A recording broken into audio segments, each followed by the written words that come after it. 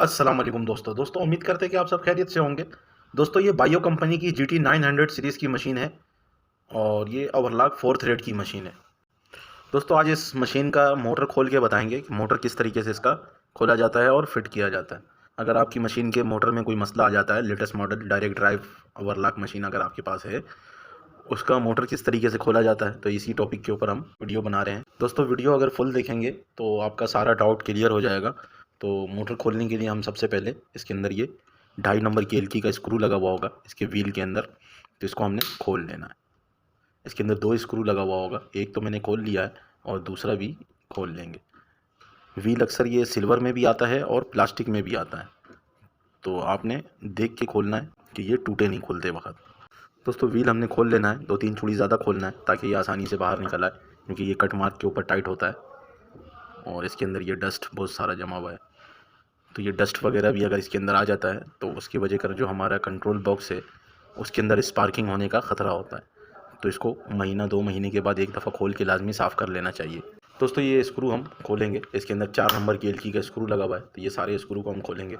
दोस्तों अगर अभी तक आपने मेरी वो वीडियो नहीं देखी है जो शिरूबा 747F मॉडल, जेक 747M मॉडल, उसके अंदर मोटर किस तरीके से लगाया जाता है या खोला जाता है, तो आप मेरे चैनल को विज़िट करेंगे तो इंशाल्लाह आपको बहुत सारी ऐसी वीडियो मिल जाएगा जो आपके काम को आसान बनाएगा। अगर आप सीविंग मशीन के हवाले से काम सीख रहे हैं तो मेरे चैनल को लाजमी विज़िट किया करें, क्योंकि मैंने बहुत डिटेल में बहुत सारी वीडियो बना के अपलोड करके रखा हुआ। तो दोस्तों ये हमने 4 नंबर की एलकी का स्क्रू यहाँ से एक निकाल लिया है और ये दूसरा भी यहाँ पे लगा हुआ है, तो दूसरा भी हम यहाँ से इसको खोल के ऐसे बाहर निकाल लेंगे।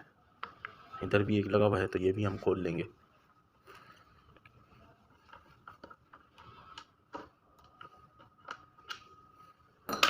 और इसके अंदर भी स्क्रू लगा हुआ है।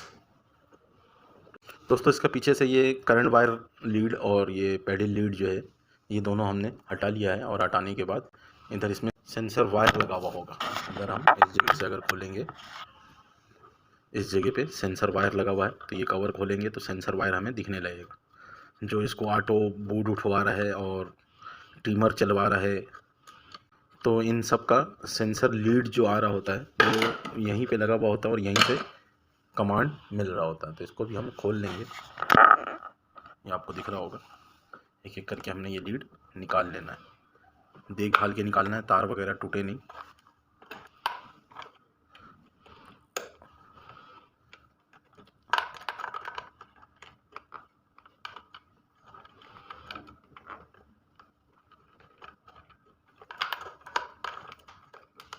दोस्तों ये जैक लगाना भी बहुत आसान है, सबका अलग अलग साइज़ बना हुआ है। अगर एक ही साइज़ का लगा हुआ है तो उसका कलर अलग अलग दिया हुआ है, तो आप उसके हिसाब से इस पर ये जैक लगा सकते हैं। दोस्तों इस कंट्रोल बॉक्स का हमने सारा स्क्रू खोल लिया था, ये एक रहने दिया था। उससे पहले हमने उसका जो जैक लगा हुआ है, सेंसर जैक सारा, वो हमने निकाला है और इसको भी हम खोल लेंगे। दोस्तों ये हमारा मोटर कंट्रोल बॉक्स जो है ये हमारे हाथ में आ गया है। इधर एक जैक लगा हुआ आपको दिख रहा होगा, इस जैक को हम यहाँ से निकाल लेंगे। इसकी कीबोर्ड से जैक निकलेगा, ये कीबोर्ड पे जैक लगा हुआ है इसका, ये जैक हमने निकाल लिया। अब इसी तरीके से मोटर का जो जैक है वो यहाँ पे लगा हुआ है इस जगह पे, इसको भी हमने दोनों को निकाल लेना है। दोस्तों हमारा कीबोर्ड जो है वो अलग हो गया मशीन से, अब इसका कोई भी तार जुड़ा हुआ नहीं है, तो हम इसको एक साइड में रख देंगे। और ये हमारा मोटर लगा हुआ है, इसको पहले मैं साफ़ सुथरा करता हूँ फिर आपको दिखाता हूँ। दोस्तों मोटर को मैंने साफ़ सुथरा कर लिया है। अब इसके अंदर ये जो मोटर कूलिंग फ़ैन लगा हुआ है इसको खोल के हटा लेंगे। तो मैं यहाँ से ये एलकी लगा के ये स्क्रू को लूज़ कर लूँगा, और इसी के सामने एक और स्क्रू लगा हुआ है उसको भी हमने लूज़ कर लेना है। दोस्तों ये हमने इसका फ़ैन निकाल लिया है। इसी के ऊपर व्हील का एडजस्टमेंट भी है, यानी कि व्हील निडल को टॉप पे रोकना और नीचे रोकने का एडजस्टमेंट है। दोस्तों स्टार कनेक्शन में इसमें 3 फेज़ का मोटर लगा हुआ है। ये इसके ऊपर 4 स्क्रू है, इन चारों को हमने खोल लेना है। इसमें सिर्फ ये याद रखना है कि इसका वायर जब वापसी हम लगाएंगे इसको, तो इसका वायर ऊपर की तरफ आए। इसके वायर को हमने ऊपर की तरफ रखना है और ये हम चारों स्क्रू इसका खोल लेंगे। दोस्तों इसका ऐसे ही तीसरा स्क्रू भी हमने खोल लेना है और ये चौथा स्क्रू भी हम इसका खोल लेंगे। इसके ऊपर एक अर्थ वायर टाइट है, दोबारा लगाते वक्त हमने अर्थ वायर को लाजमी टाइट करना है, नहीं तो मशीन फिर करंट मारेगा। इन सब चीज़ों का हमने ध्यान रखना है, क्योंकि मेन शाफ्ट के अंदर अगर कोई फॉल्ट आ जाता है अंदर तो तब भी ये मोटर खोलना पड़ता है। तो ये हमने इसका मोटर निकाल लिया। ये मोटर सेम बना हुआ वैसे ही है जैसा शेरूबा का मोटर होता है, लेकिन उसका बनावट अलग है और इसका बनावट अलग है। अंदर से इसकी वाइंडिंग सेम वैसे ही किया हुआ है। इसके अंदर 3 सेंसर लगा हुआ होता है, ये आपको दिख रहा होगा। ये जो बिलू बिलू दिख रहा है इसके अंदर वायर जैसा, इसके अंदर 3 सेंसर लगा हुआ है। ये 3 सेंसर, ये मैग्नेट हमारा जो है ये नॉर्थ साउथ इसके अंदर मैग्नेट लगा हुआ होता है एक दूसरे के पड़ोस में। तो ये सेंसर बता रहा होता है कि 3 मैग्नेट इसके सामने जो होगा वो इसके कीबोर्ड को अंदर से प्रोग्रामिंग बता रहा होता है कि मोटर हमारा किस तरीके से चल रहा है और कितनी स्पीड पे चल रहा है। तो ये सेंसर इसीलिए लगाया जाता है कि मोटर की स्पीड भी हम कंट्रोल इससे कर सकते हैं। तो इसका मैग्नेट रूटर जो है ये भी हम खोल सकते हैं। इसके अंदर भी ये 3 नंबर की एलकी का स्क्रू लगा हुआ है। तो ये 2 स्क्रू लगा हुआ है, दोनों स्क्रू को हमने इधर से ऐसे लूज़ कर लेना है और इसको ऐसे खींचेंगे तो ये बाहर आ जाएगा। ये कट मार्क के ऊपर टाइट है, इसका जो इधर वाला स्क्रू है ये कट मार्क पे टाइट है। दोस्तों मशीन के अगर मेन शाफ्ट में कोई मसला आ जाता है तो ये सारे पुर्जे को खोलना पड़ता है। जैसे ये मोटर हमारा सारा ये खुलता है। अगर इसके अलावा कंट्रोल बॉक्स में अगर कोई मसला आ जाता है और अगर आप इसका काम जानते हैं तभी इसके अंदर हाथ लगाएं। तो ये हमारा कंट्रोल बॉक्स है, और नहीं जानते हैं तो ये कंट्रोल बॉक्स ले जाएं किसी इलेक्ट्रॉनिक्स वाले से बनवा लें, वो ज़्यादा बेहतर रहता है। दोस्तों दूसरा, अगर जैसे मेन शाफ्ट के अंदर कोई फॉल्ट आ जाता है, मेन शाफ्ट को खोल के बाहर निकालना है, तो तब भी ये मोटर आपको खोलना आना चाहिए। तो ये मैंने आपको बताया और सिखाया कि किस तरीके से इसको खोला जाता है। अब इस मोटर को दोबारा फिट कैसे करेंगे तो ये भी नोट करना है। अभी जैसे ये मोटर है हमारा, ये मोटर का इंडक्टर कॉइल कहलाता है ये। तो ये जो इंडक्टर इसके अंदर है, ये इंडक्टर को हम फिट कैसे करेंगे। इसके अंदर आपको दिख रहा होगा इसका ये हिस्सा ज़्यादा है और ये हिस्सा कम है। ये कम वाला अंदर की तरफ जाएगा, इसको ऐसे हमने यहाँ पे फिट करना है, ऐसे नहीं फिट करना है। ऐसे भी ये फिट हो जाएगा लेकिन ये सही काम नहीं करेगा। तो हमने जब भी इसको फिट करना है इस तरीके से ऐसे फिट करना है और इसके चारों स्क्रू को हम जगह पे लगा लेंगे ऐसे।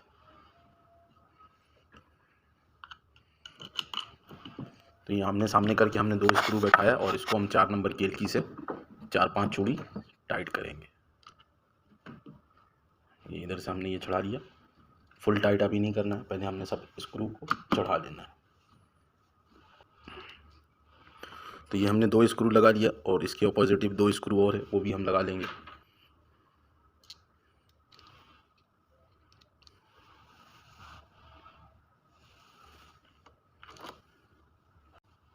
दोस्तों स्क्रू को हमने टाइट कर लेना है, ऐसे ही आमने सामने रख के हमने टाइट करना है। ये आमने सामने हमने इसको क्रॉस में टाइट करना है, ऐसे आमने सामने नहीं करना है, ऐसे क्रॉस में टाइट करना। तो ये हमने तीसरा स्क्रू भी ऐसे ही टाइट कर लेना है।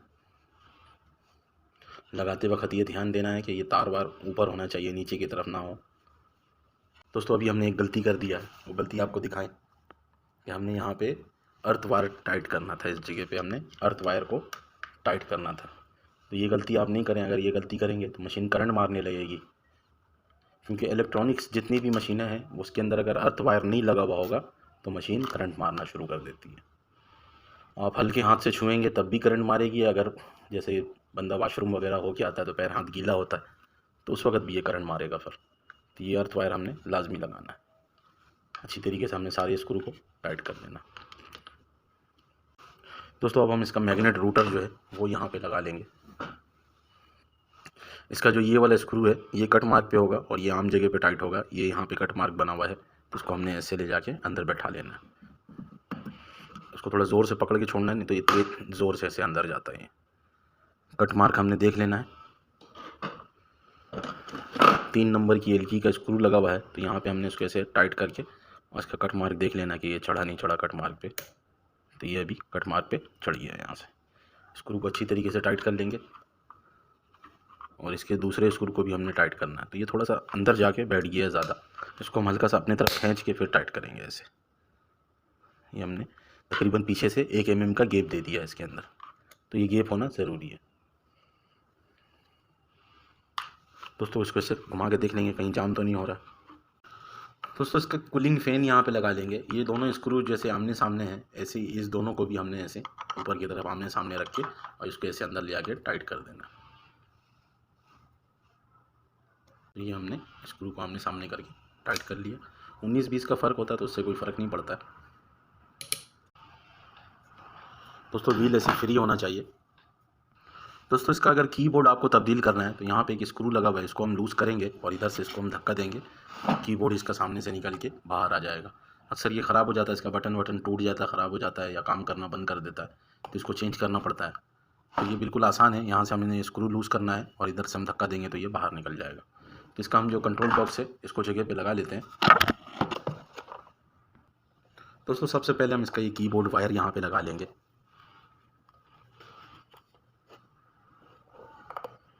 उसको हमने ऐसे जगह पे बैठा लेना है।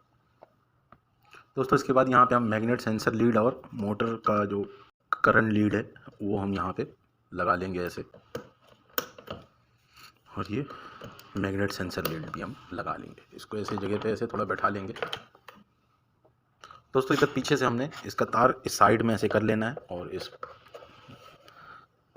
कंट्रोल बॉक्स को हम इधर जगह पे बैठाएंगे। ये हमारा कंट्रोल बॉक्स जगह पे बैठ चुका है।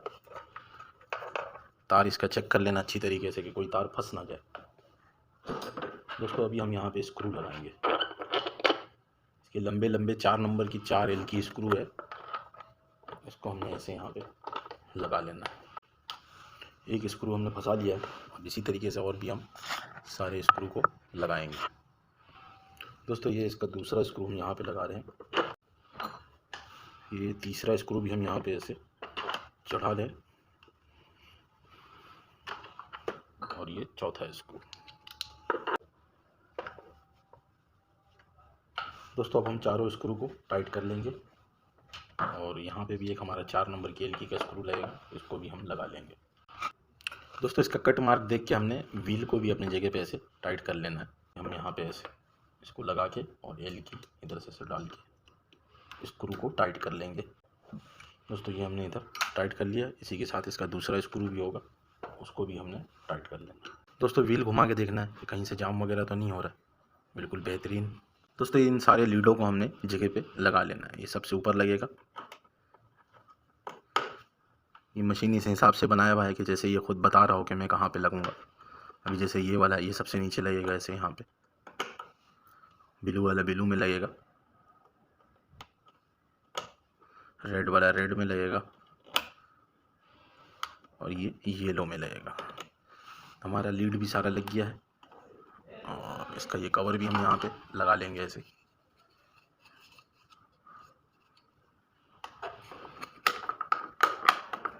सिंपल 2 स्क्रू पे इसको हम टाइट कर देंगे ऐसे। दोस्तों दोनों स्क्रू को हमने यहाँ पे ऐसे टाइट कर लेना है। दोस्तों इसका ये पेडल लीड भी यहाँ पे ऐसे हम लगा लेंगे। और ये करंट वायर में देख लेना है, इसको ऐसे ही नहीं घुसेड़ना है। ये कट वाला हिस्सा आपको दिख रहा होगा और यहाँ पे भी कट बना हुआ, तो इन दोनों को हमने आमने सामने करना है, तो ये खुद ब खुद जाके बैठ जाएगा ऐसे। दोस्तों मशीन का हमने कंट्रोल बॉक्स, मोटर और लीड वगैरह इसका जितना भी खोला था वो सारा कुछ हमने लगा दिया है। अब इसका पावर ऑन करते हैं और इसको देखते हैं ये चलता नहीं चलता। तो दोस्तों ये चल पड़ा है, इसको चला के चेक कर लेते हैं।